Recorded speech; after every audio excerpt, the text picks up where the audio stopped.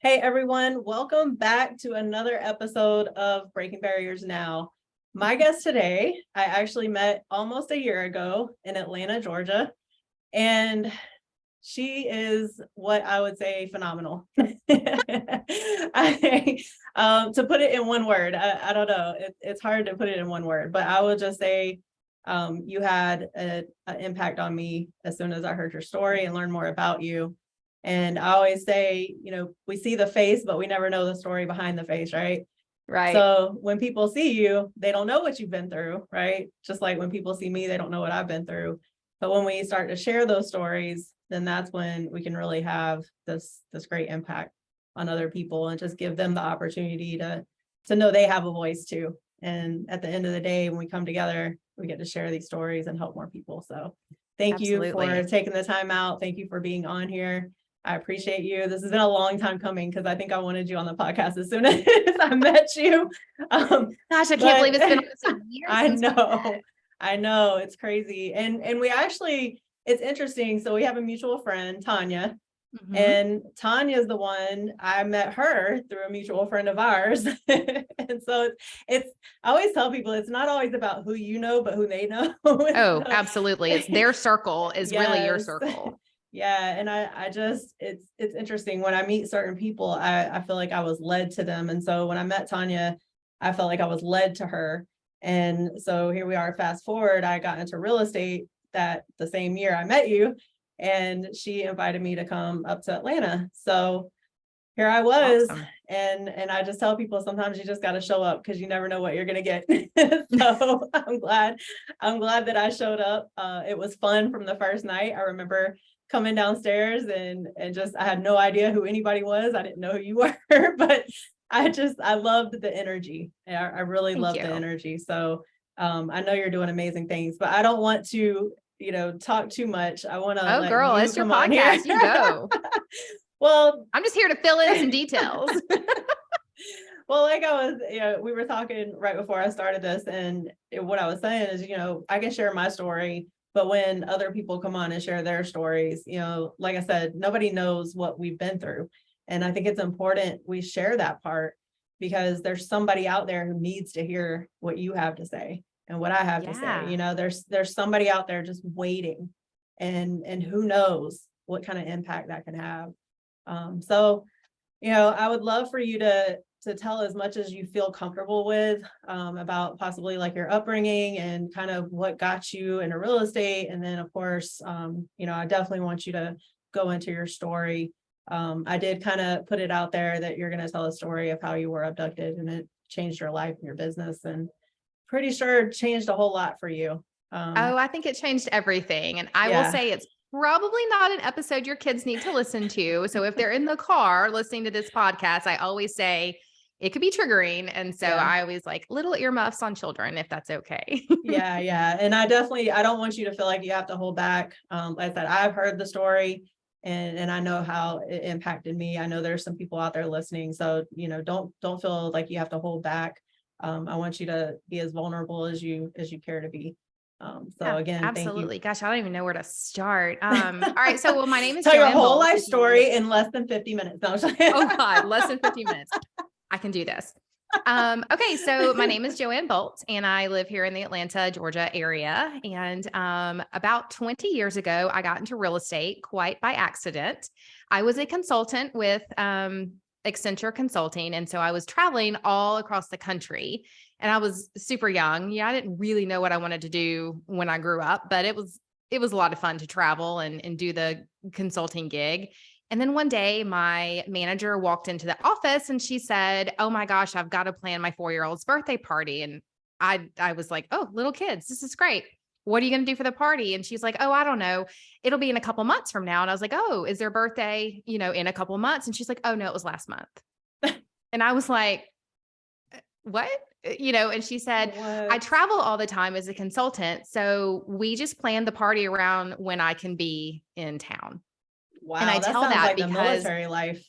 I mean, it was just Crazy. not the life I wanted to live. And Right. so I got on a plane that night to come home from the project. We were in Colorado, I think is where we were. Mm. And I called my husband and I was like, "Hey, I just quit my job And they sent me home on a plane, and and he was like, "You didn't give a 2 weeks notice. Like, we're not even going to talk about this." And I was like, no, we're not. Because I knew even back then that if I wanted it, if the job I was in didn't send me on a path I wanted to live, like I didn't want to be the person who didn't know when my kids' birthdays were, Yeah. or be able to celebrate them when they actually were.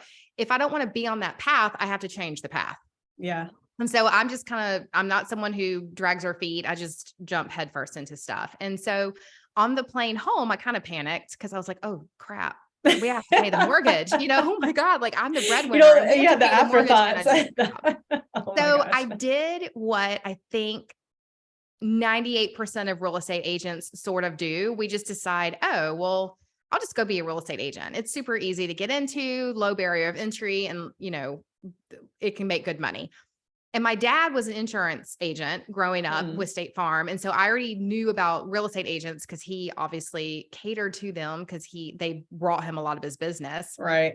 And so in the airport, I started pulling up, how in the heck do you become a real estate agent? I had no clue, You but I sound thought, like well, I'll me just when do I this was until I doing figure out what it. my big girl panties are going to be. And, that's going to be my world. And 20 years later, after a lot of curves and bumps along the way, I'm still a real estate agent. So, that whole plan to just do it for a short amount of time didn't really pan out for me, but I jumped into it. And in the first year, I walked into my first office. It was a Keller Williams office. And my broker said, you're only 24. You probably don't have a huge sphere of influence. Have you ever even bought a home in your life? And I was like, yes, one, the one I'm living in. And he was like, you're going to have to cold call. You're going to have to work really hard. And you're probably only going to make about $30,000 this year. And I vividly remember looking at him and saying, A, I will never cold call. And B, I will make more than $30,000 a year because I just left a $70,000 paying job and I have to pay my mortgage. And I just went, head first into this thing. I was like, I'm going to figure this out. Yes, all my friends are young. They're not really buying homes right now. That's not going to stop me. I'm a marketer at heart. Like I'm going to figure out how to do this and I'm going to prove everyone wrong. Mainly my husband and my dad, both of whom were kind of furious that I quit my job. So fast forward to the end of that year and I was rookie of the year. I was the fastest growing real estate agent in her 20s. It was real estate worked for me. For whatever reason, I can talk to a brick wall. Probably that helps. And it was right. And it was natural and it was good for me. And so I started getting more and more business and I grew a team. And the next thing I know, 3 years into the business, I got a call from a magazine that was doing a featured article. It's Jezebel Magazine. And they were doing an article on the top 20 agents in their 20s in the Atlanta area. I was like, yes, I have arrived. Like I have just hit magazine status. This is awesome. My ego took over. I'm mentally prepping for the outfits I'm going to wear on the photo shoot that they were going to do. Like, this is awesome. And it was great. It was fantastic until it wasn't. And when it became not was about 4 days after the magazine hit the racks and people could actually purchase it. I, of course, had about 100 copies in my office because, hey, again, ego took over. And I got a call from a man who dropped the name of a former client of mine and said he was a referral from that client. And would I meet him in my office to go show homes? Okay, I'm going to stop you there. I'm going to stop you there because now here we're going into you guys. Now she's about to go into the story, but I want to kind of backtrack just a little bit if you'll let me. Were you around other business owners growing up, other entrepreneurs growing up? Like what made you just be able to do that? Because I think about my life and how I always had to tally everything. It was like calculated, right? Which has slowed me down a whole lot. But so that's not necessarily a good thing either. But I'm just curious, like, were you around other business owners? Like what made you just quit that job and just know that you were going to do good in whatever else that you did? Because that's huge. And not a whole lot of people can do that. I think my dad instilled that in me. Okay. He ran a State Farm agency. He was the top agency in the South. And gotcha. So that is kind of an entrepreneurship because it's a franchise. So you have, restrictions and rules and they sort of help you along the way, but they're not handing you clients. You're not working in an office where a boss is telling you what to do every day. Yeah. And I would go into his office all the time, or I would listen to him talk at the dinner table. And I think my dad secretly treated me as the son that he didn't have, to be honest. So, I mean, from as long as I can remember, it was, here's your allowance, take the tithing out, take taxes out, even though you're not even old enough to be filing taxes because I'm only paying you to clean your bike up every week. Here's a checkbook. Here's how to do a checkbook. Oh, you want to go buy a new pair of jeans? Let's talk about that. How does that work into your overall Nice. cash flow? Like, he just That's instilled that awesome. sense of you can do anything you want to, but you have to know how to do it. Yeah. From, the time I was young. Okay. I was just curious. I didn't want to stop you before you got into the story, but No, I go didn't want to ahead. That's wait a until great after you got question. into the story because I know where the story is and the going. funny part for me looking back, if you look at different personalities, my husband would have never done that. My Yeah. husband is nope, I'm going to take a path and I'm going to take some risk along the way, but they're very calculated risk.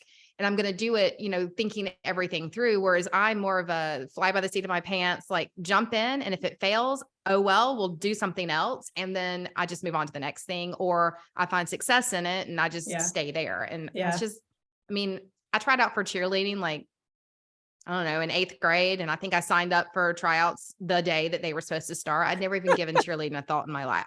I'm just that move forward kind of person. That's awesome though. And I will tell you, that's probably why I really love your energy because I am there now, but it took a lot to get there. And for me, it took the military shutting their door for me to be like, oh crap, I can't rely on one thing anymore. So that was kind of my eye opener, but that was a lot later in life. So that's why I had to ask that question because I was like, golly, when I was 24, whew, I don't even know. I love that to be fair, I didn't ability. have kids. We had the mortgage. We just bought the house. We've been married maybe 6 months when I quit my job and went into real estate.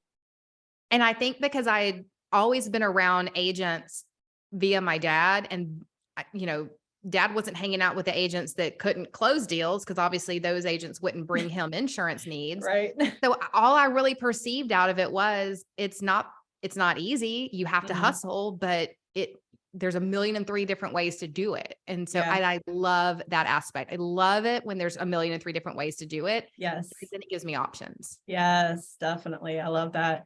So what would you say to someone if they're out there and they know they want to do something different, but they're not quite sure how to do it?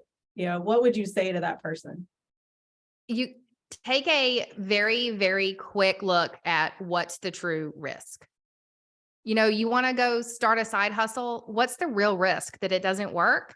What are you out if that happens? Are you out $100, $200, 20 grand? Really take a look at it. If you want to start that TikTok channel and you have no idea how to do a video, like, don't worry about it. Just start the TikTok channel and start doing videos. Everyone sucks when they first start, by the way. Everyone, even your favorite TikTokers or YouTubers, they all started somewhere and they all figured it out and they all learned. But if you don't jump in, you're never going to know if it's really what you want to do or not, or if you're really going to have success.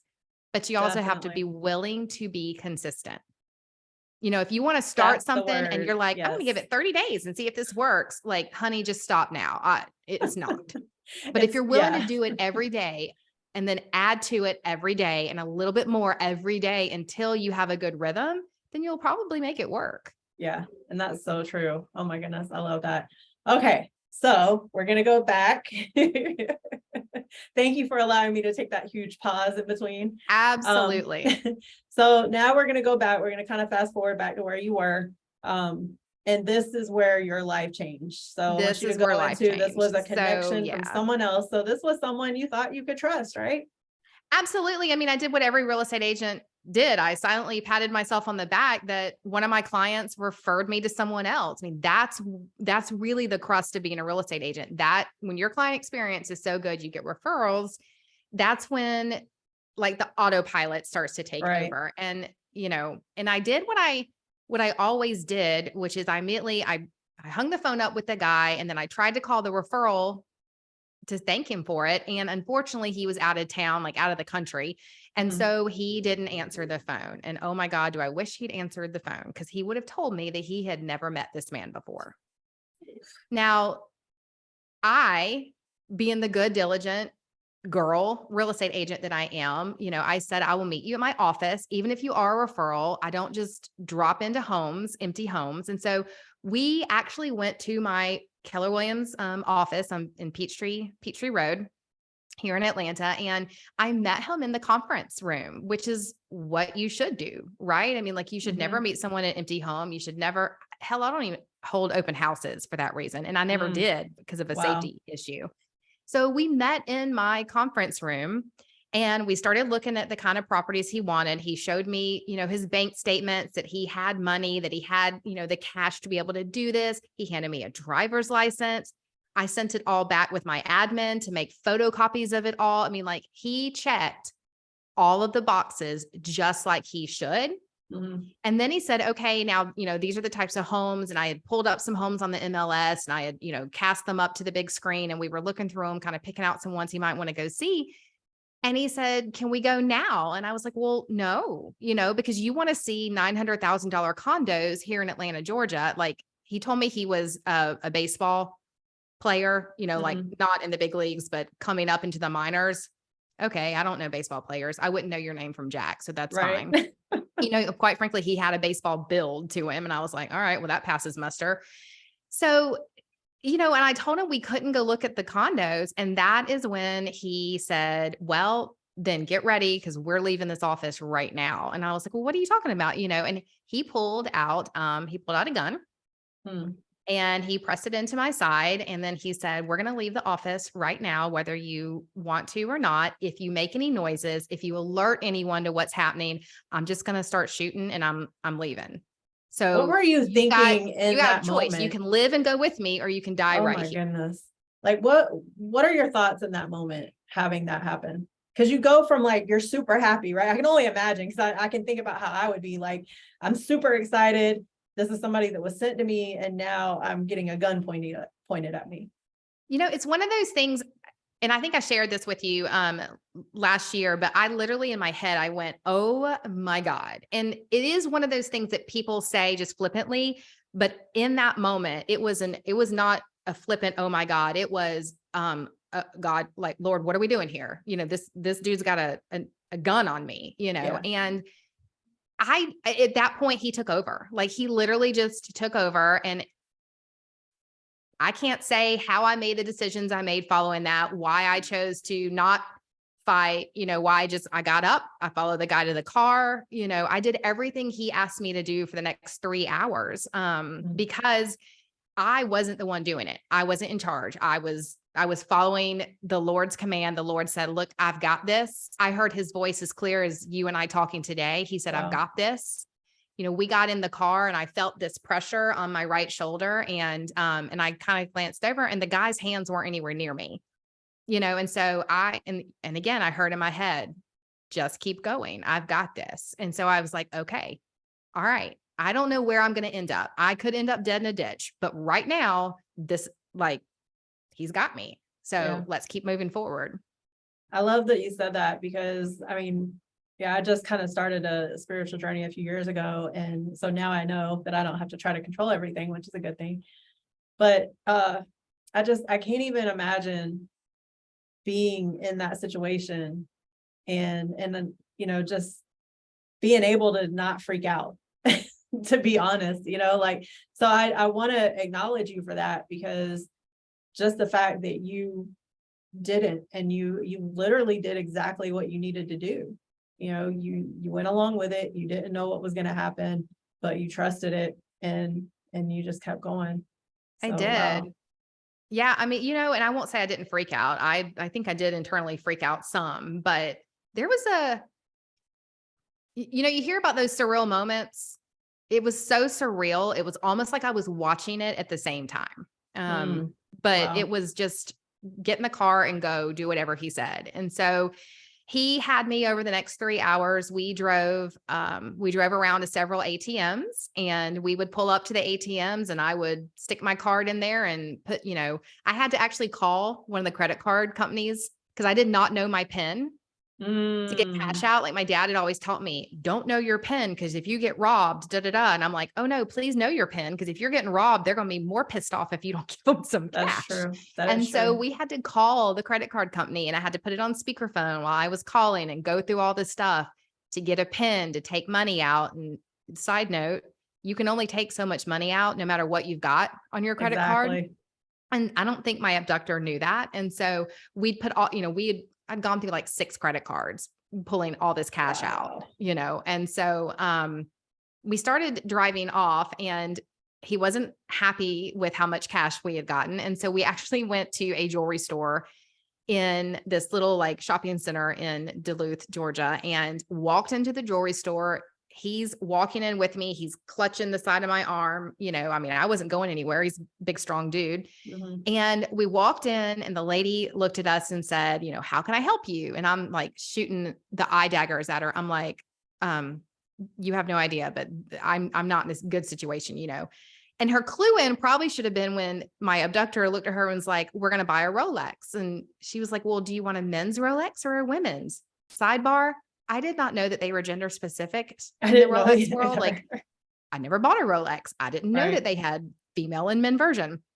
And so anyway, he said, it doesn't matter. Just give me a Rolex. And she did kind of look at me funny at that point. And again, I'm giving her the, like Yeah, the best like, I can, the eye hey, daggers, like, hello. right. But she took my Amex and she ran it. And then we walked back out of the Amex store, or I'm sorry, the jewelry store, with that Rolex. And that's when we got back in the car, and he had pulled every bit of cash out of my ATMs. We'd run the Amex up for the Rolexes. It'd been about 2.5 hours of just driving around Atlanta trying to get all this accomplished. And I think at that point he was getting frustrated Yeah. because he said to me, you are such a successful real estate agent. How can you not be able to put your hands on more cash than this? And that's when I realized he found me because of the magazine.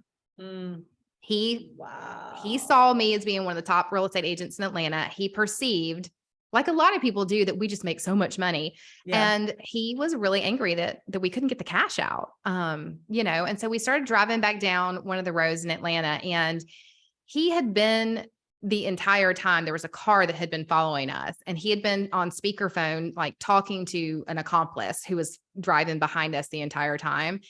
And they started openly talking about like, okay, well, we've gotten all the cash. Our faces have been seen. We've been in this jewelry store. Like, what do we do now? And over the phone, I hear, just go ahead and kill her and we'll dump her off at the MARTA station. And that is when I was like, okay, and I do kind of remember thinking at that point, Lord, I followed, like, I got in the car. I did everything you said. And like, this is how it's going to end. My husband's going to find out my body is in a MARTA station, like just dumped in the side. And that's again, when I felt the pressure on my right shoulder, and I heard, I mean, clear as a bell once again. And he said, that is it. It is finished. It is over. And of course, I didn't know what that meant. I was like, I'm about to die. Like, it's I'm over. about to die. And the Yeah, next that's thing I know, exactly my what I would abductor think. goes, no, there's My no need to goodness. kill her. Let's just pull over in this Eckerd parking lot and dump her off in the parking lot there. We'll take the car and go. I've got her shoes. I've got all of her stuff. There's no reason to kill her. And I was like, oh my God, thank you. Wow. So they did. And I walked barefoot 1.5 miles back to my office, and I started, pounding my fist on the door to the office. And for whatever reason, my broker was there. I mean, it was probably 8 o'clock at night by that point, Mhm. 7 o'clock at night, somewhere along in there. But he was working late, and he was there, and he came and let me in, and then they called the cops, and, we started all of that rigmarole. But it was quite the ordeal, and it really shook me to the core for years on, a lot of things. Yeah. Yeah. I had a guest that we were talking about the trauma aspect of things, right? And that's really a lot of these shows end up we're talking about trauma a lot of the time. And it's interesting how these events can really have like a huge lasting impact on us, and how they can, but then we have a choice, right? It's like, okay, I can Mhm. stop everything, or maybe I just need to shift or reevaluate or whatever. Yeah, I I'm mean, you can surprised that choose to nobody curl up in a reported ball you. and say, why, woe is me, why me, I can't believe this. Or you can acknowledge that your brain has to process it. Yes. Whether it's a big trauma or a little trauma, it doesn't matter. You have to process it. You got to let your body do that. But then you got to figure out, how do I put one foot in front of the other and not let this dictate the rest of my life? Yeah. Yeah. Because it just That's can't. good. I could have stayed angry at it. I could have stayed, not working. I could have done a million different things. And I mean, it took me a few years to get back into real estate, but at the end of the day, I was like, you know what? I just cannot let this one thing hold anger in my life and dictate everything. Now, Yeah. do I still not like certain things? Yes. My husband is not allowed to travel quite as much as he used to because I don't like being at home by myself. I Mm, still won't go to certain jewelry stores. I still don't like certain wow. cars because it can remind me and trigger me, That that trigger. we were in a Yeah. BMW. I will not ride in a BMW. So, I mean, there's things that pop up from time to time. I'm actually way more of an introvert than I ever used to be. Mm, Crowded rooms make me nervous because remember, I was abducted in broad daylight. yeah. So, dark parking lots don't actually scare me, but walking into Publix in the middle of the day might freak me out if someone Right. touches me unexpectedly or walks up on me. But, I mean, these are Wow. just things that I have to deal with. Yeah. And it's good that you're aware of them. And that's what I had to learn. It's like the triggers aren't going to go away, right? The trauma doesn't just magically disappear. It's always going to be there. But once we become aware of those things, then we can actually process and work through them, like you were saying. Oh I'm my really gosh. shocked that nobody So noticed you you're were going to laugh at gone. this. A couple of years ago, I went to the Keller Williams family reunion, not Hmm. family reunion, mega camp in Austin that they do Hmm. every like August. And we were standing in this hot line because we were in Austin, Texas in August. And Yes. I think that's as close to hell as you can get, by the way, I've been for in San heat factor. Antonio Like, I love and the Austin. city Yes. factor. And we'd been standing there waiting for them to open the conference doors. I mean, there was thousands of people. Hmm. And we go and walk in, and I mean, people are just squished up all around you, like throngs of people trying to get in. And for whatever reason, the girl I was with, my roommate at the conference, like reached over and just grabbed my arm. And the way that she grabbed it and tugged me, and it was just triggered the hell out of me. So my broker found me 20 minutes later after the conference started. I was curled up in the women's bathroom Oh my on the goodness. floor in tears. I was like, I can't do this. I can't be around this many people. She sent her husband into the women's bathroom because Seth was just very calming for me for whatever, like he's this Mm. big teddy bear. And so she like blocked the door to the women's restroom. She's like, nope, Seth has got to rescue my agent. Oh my So you goodness. just never know when stuff's going to pop up, but you Yeah. got to surround yourself with people that can help you when it does. That part. Yeah. That part. That last part. Surrounding yourself by the right people. People who pay attention, right? Like not like the jewelry store person. No offense, Right. but No, people who you pay should be attention. paying attention. And the thing is, they weren't with me when all that happened. I mean, Yeah. it was probably 10 years before I was with this particular broker and her husband at the office.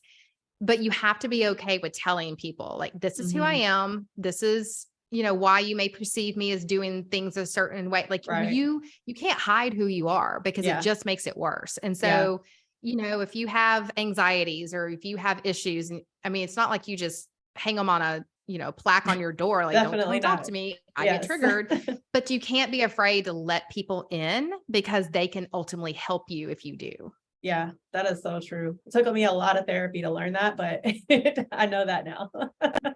uh, Took me I a lot can't too. say, yeah, yeah.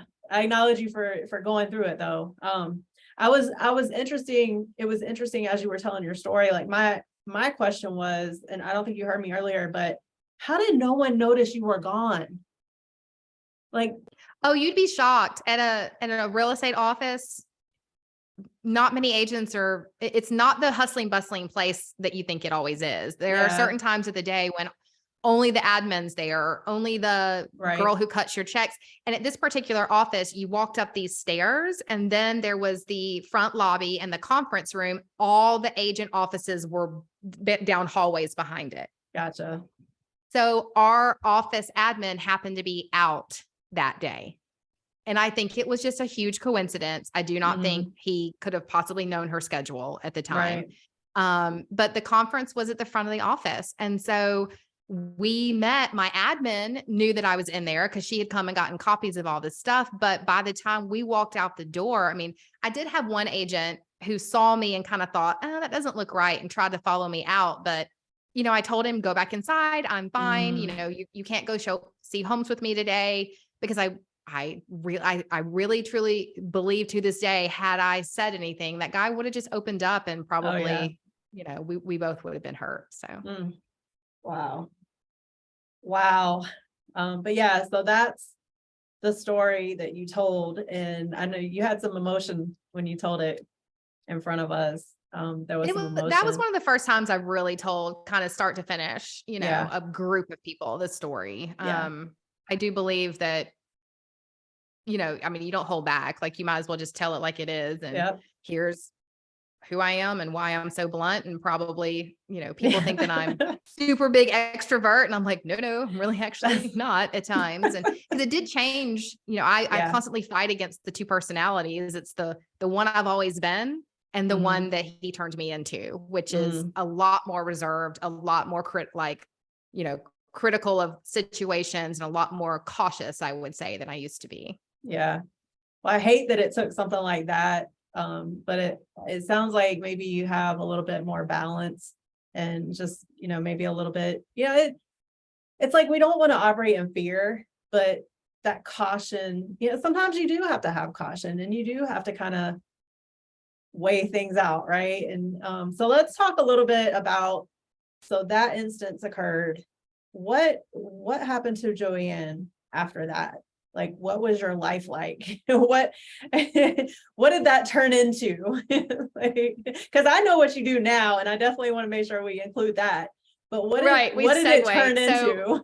After that, what happened to Joanne was, I mailed the keys to my office back to my broker and said, you can have everything in there, including my desktop. Here's the password. Any agent that needs a good database, mine that thing all you want. I'm out.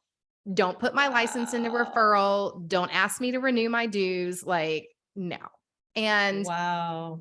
at the time, I had been volunteering part-time with my sorority, because I'm a great party planner. And so they had me helping one of the local chapters with recruitment, or rush.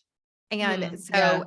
when all that happened, I dived into the world of 18-year-old rush like nobody's business. And probably for the next 5 years, I mean, I lived in a world of lavender balloons and confetti, and how to teach women how to talk to other women and recruit them into their organization. And I traveled the country working with these various chapters, which I didn't realize at the time was really setting me up to A, be a coach, B, script, because I taught them, this type of party, here are 6 things to say. Here's how you body language. Here's how you react. I didn't even realize I was scripting, but I was. That's crazy. Yeah. And then It's one day amazing I what we have in us like, that we don't even know. yeah, I mean, it just sets you up for what you're doing later in life. Yeah. I wrote a lot of training manuals on how to run rush. Like, it was just my world. The unfortunate piece was that's all volunteer. And so at some point I was like, I'm putting in like 80 hours a week, and I'm not getting paid here. And I'm getting older, and they are still 18. And Snapchat came out. I don't know if you use Snapchat now. I just now dived back into it. I have to have it because I have a 13-year-old that has it. Mhm. So I did get it I was in the sorority Yeah. world when Facebook first came out, and you had to have an EDU email address. And I was fascinated by Facebook. So I was like, ooh, somebody get me an education email so I can get in this thing. So I've probably been Facebooking longer at my age than most of us have, but Snapchat came out one of the last years I was running recruitment, and these girls, it was called sex chat, and they used it as such. And I mean, I'm so scarred by some of the stuff I saw them open on their screens that it was probably, I mean, late last year, my 14-year-old was following like, Mom, I'm the only 14-year-old that does not have Snapchat. And it's how all the teenagers communicate. And I was like, okay, you can have it. But at any point in time, I get to randomly open and see what's being snapped. Yes. Because I was like, because I saw things I didn't want to see. Yeah. Yeah. Woof. But yeah. And that's the thing that I didn't even mean to kind of include this part, but since we're on the subject, You said you have a 14-year-old, I have a 13-year-old, and they communicate with each other through Snapchat. But that was one of the conversations we had to have where it was like, Yep. hey, just because it goes away on your end, it's in a Doesn't mean database it really goes somewhere. away. It's in a database Mm-mm. somewhere. So yeah, that's I'm glad you brought that up, because a lot of kids need to hear that. And definitely, I'm sure there's a lot of other parents out there that are like, I don't know what to do. So, Yeah. And I mean, even a year later after my son and now my daughter has it, I will at any given time pick their phone up, and just open their Snapchat. And they're always like, well, what if I miss a great snap? And I'm like, okay, I've seen how y'all snap. Like, I don't know if your kids do this, but it's like pictures of just the top half of their head or their chin. And I'm like, none of this is critical. You're not missing anything major, but I reserve the right at any time to check what you're doing. yeah, that's good. All right. So you get the So I come get done with to, I guess, sorority world, and I was like, the come to life. I'd been through a lot of therapy at that time and Okay. just a lot of growth. And I was like, Yeah. okay, I'm ready to get back into the working world. And I did take a look around. I was like, well, I used to work in IT, and a lot has changed in the coding world since I left. And I don't know what skill sets I have. Like, I didn't know what to do with myself. Wow. And so I decided to get back into real estate, and it freaked my husband out. He was not, in favor of that at all. But we together said, this is the last piece that guy took from me, was a career I actually really enjoyed doing. Right. And so to take back my life, I have to get back into it. I'm just going to do it different. And so I walked back into real estate, and from day one, I hired an admin and a buyer's agent, and I figured out how to bring in the leads, because I wasn't, but I wasn't going to work any of them. I was like, nope, I'll handle listings only on people that I know, that I super, super know, not just I know Right. through a friend, and I'll just do the listings. And I grew a pretty massive team at Keller Williams. And then about 3 years ago, we moved it all over to eXp Realty, which is where we are now. And, we were selling 56 million plus a year, and me, 2 admins, 1 main agent, John, and then, 1 or 2 buyer's agents along the way. And then COVID hit. And COVID hit, and it kind of changed my world, which I know everyone says, but I will actually say, yay, COVID, you go, girl, because I got to kind of sit back and go, well, what now? Yeah. I think I did that was to in real all of estate. us. I was a big deal. I came out of it. I went back into it. I proved to myself I could still do it. I proved to myself I could still be a top team, a top agent, even without actually working with any of my clients. What now? And during COVID, I started coaching and mentoring.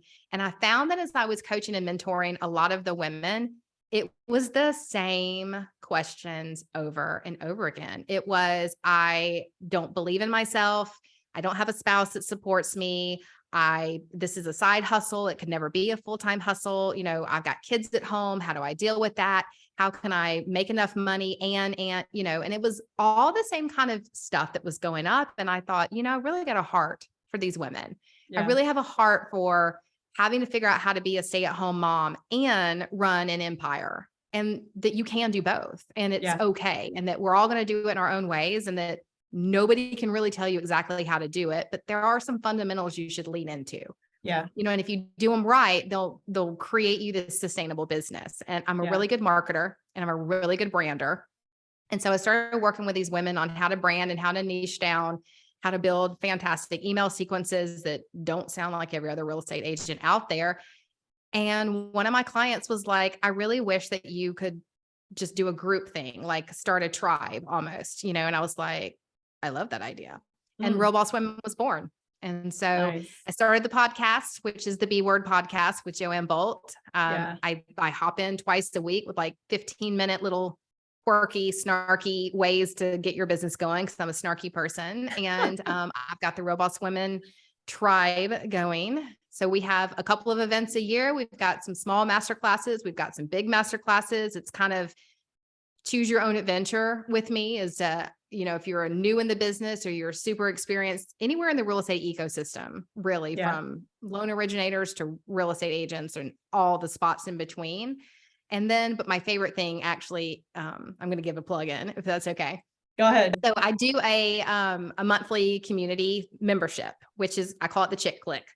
And that's where we have a very small private group, a Facebook group. And I'm in there twice a month doing trainings. They get to actually talk to me. They get to ask questions. They get to ask me and tell me what they want me to train them on or help them. And if I can't do it, I'll go find the person who can. Like, I'm that girl who's like, nope, I don't know what that is, but let me go find it for you. So, I like being their resource and their friend.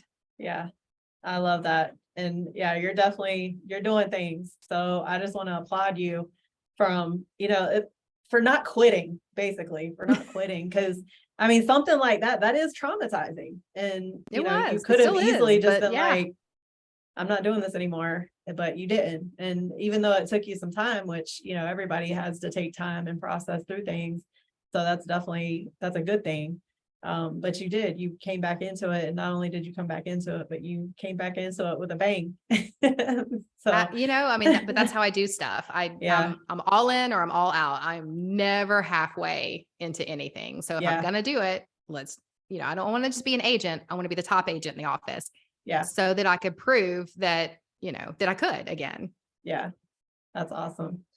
Well, Joanne, I really appreciate you for taking the time out today and, just telling us your story and what you went through. And definitely how you broke barriers to persevere and create Real Boss Women and the tribe. And, and now you're here empowering other women. And I know when I was at the event, I just saw the unleash of emotion with a lot of the women there, and just knowing that they had each other's backs. So I think that was the main thing. Well, I think, and I know that we got to wrap up, but I think for so long, it's been cattiness in the women's world. Oh yeah. People talk about, if you hit success, they talk about you bad because they're jealous. Or if you're not successful, you talk about other people, or you look at someone and you don't find the inspiration in them. You find the, why can't I? And I don't know if that's just something that is born innately into us, but it's definitely been something there for a lot of years. And so when we get to that mindset, and I'm starting to see the shift in culture now where it's more about collaboration, less about competition, like that, man, that's the magic sauce. That's when the good stuff starts to happen. Oh yeah, definitely. And I'm definitely blessed on that front too. I get to collaborate with a whole lot of people. And that's why I always say, I'm like, I don't do everything. Cause a lot of people are like, oh, you do everything. No, I don't do everything, but I can almost one or two things really darn good. And the rest of it, I bring someone else in for. I just tell people, I'm like, I can almost guarantee you if I don't do it, I know somebody that does. So that's the good thing. So I do love collaborating. It's takes things to a whole new level for sure. Absolutely. All right. Well, just any final words? I know I try to open it up and just, if there was, let's see, I'm gonna think of a scenario. So I have a mom out there and she just lost her job and she's not sure what to do. And she's struggling mentally and she's got, her kids and she just doesn't know what to do. What would you tell that mom? I would tell her to take a look around and who does she have that she can lean on? She needs help. Do not ever be afraid to ask for help, and to know that you're not going to screw up your kids. Okay. So if you don't have a job and you have to get a babysitter for you to get they're going to turn out to be wonderful humans if you're a great human and can raise them such. So don't be afraid of the damage you could be doing to them. You do more damage by not. And so get out there, try to find a job. It may not be the one you want. That's okay. It's the one you can get right now till you get back on your feet, and then you can stumble your way into the right job in the right spot in the right place. But you've got to get out there and you've got to just try your best, because your kids need you to try your best. They need to see that from you. And that's what I would tell her. Love it. Love it. Thank you for that. All right, everyone. This has been another episode of Breaking Barriers Now podcast. We're just going to keep sharing these stories on a massive level. And I just hope and pray that it reaches the right people.